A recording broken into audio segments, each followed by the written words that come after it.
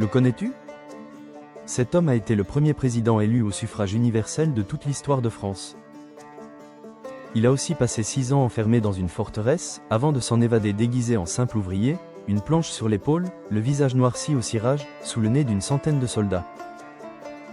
Voici l'histoire de Napoléon III.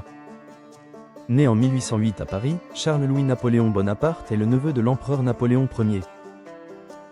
Après la chute définitive de son oncle, sa famille est bannie de France. Il grandit en exil, persuadé, envers et contre tout, que son destin est de restaurer un jour la grandeur impériale. Cette obsession le pousse, en 1836 puis en 1840, à tenter 2 coups d'état militaires ratés contre le roi Louis-Philippe, débarquant même une fois à Boulogne-sur-Mer avec un aigle apprivoisé censé impressionner les soldats et les rallier à sa cause. L'aigle, dressé avec un morceau de viande caché sous son uniforme, ne convainc personne. L'opération tourne au fiasco total. Condamné à la prison à perpétuité, il est enfermé au fort de Ham, dans la Somme. Pendant sa captivité, il devient l'amant de la fille d'un ouvrier employé sur place, avec qui il aura 2 enfants illégitimes. C'est aussi durant ces années d'enfermement qu'il se persuade qu'il n'accédera plus au pouvoir par les armes, mais par les urnes, une fois le suffrage universel instauré. En 1846, profitant de travaux de rénovation dans la forteresse, il élabore un plan d'évasion avec la complicité d'un jeune maçon venu réparer un plafond. Le 25 mai au petit matin, le visage maquillé et vêtu d'habits de travail volontairement vieillis à la pierre ponce, il franchit le pont Lévis une planche sur l'épaule, sous le regard indifférent d'une centaine de gardes qui ne le reconnaissent pas. Il rejoint la Belgique, puis l'Angleterre. Le prisonnier condamné à perpétuité vient de s'échapper au nez et à la barbe de tout un régiment. 2 ans plus tard, en 1848, la Révolution renverse la monarchie.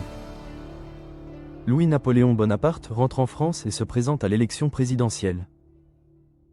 Porté par la seule puissance de son nom de famille, il remporte le scrutin avec plus de 74 PER sans des voix, devenant le tout premier président de l'histoire française élu directement par le peuple. Mais la Constitution lui interdit de se représenter. Refusant de quitter le pouvoir, il orchestre en décembre 1851 un coup d'État, dissolvant l'Assemblée par la force. La répression est brutale. Des combats de rue éclatent à Paris et dans plusieurs régions, plusieurs milliers de personnes sont arrêtées, déportées vers les colonies pénitentiaires. 1 an plus tard exactement, il se fait plébisciter empereur des Français sous le nom de Napoléon III, rétablissant l'empire que son oncle avait fondé 50 ans plus tôt. Son règne, qui va durer 18 ans, transforme profondément la France. Industrialisation massive, essor du chemin de fer, réaménagement complet de Paris confié au baron Haussmann, qui perce de grandes avenues et modernise entièrement la capitale.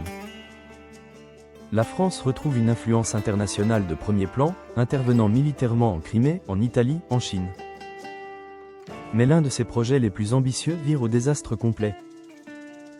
En 1861, Napoléon III intervient militairement au Mexique pour y installer un empereur européen fantoche, Maximilien d'Autriche, espérant étendre l'influence française en Amérique.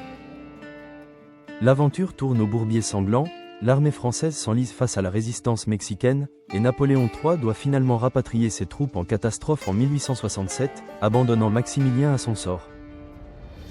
Ce dernier est capturé et fusillé par les forces mexicaines quelques mois plus tard. Vers la fin de son règne, la santé de Napoléon III se dégrade dangereusement, rongé par des calculs rénaux d'une extrême douleur, qu'il dissimule soigneusement au public pour ne pas paraître affaibli. C'est dans cet état physique diminué qu'éclate, en juillet 1870, la guerre contre la Prusse, provoquée par une habile manipulation diplomatique du chancelier prussien Otto von Bismarck. Mal préparée, l'armée française subit une déroute totale.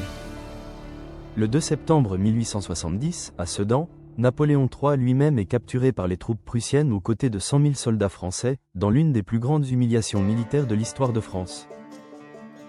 La nouvelle de sa capture provoque l'effondrement immédiat du régime. 2 jours plus tard, la République est proclamée à Paris, mettant fin au Second Empire. Napoléon III part en exil en Angleterre avec sa famille. Il y meurt en 1873, des suites d'une opération pour tenter de retirer les calculs rénaux qui le faisaient souffrir depuis des années. De l'évader déguisé en ouvrier d'un fort perdu de la Somme au dernier monarque de l'histoire de France, capturé en pleine déroute militaire, le parcours de Napoléon III reste l'un des plus rocambolesques et des plus contrastés de l'histoire française. Napoléon III n'est qu'une des nombreuses figures que l'histoire a laissées dans l'ombre. Un petit like si cette vidéo t'a plu, et abonne-toi pour qu'on continue à explorer l'histoire ensemble.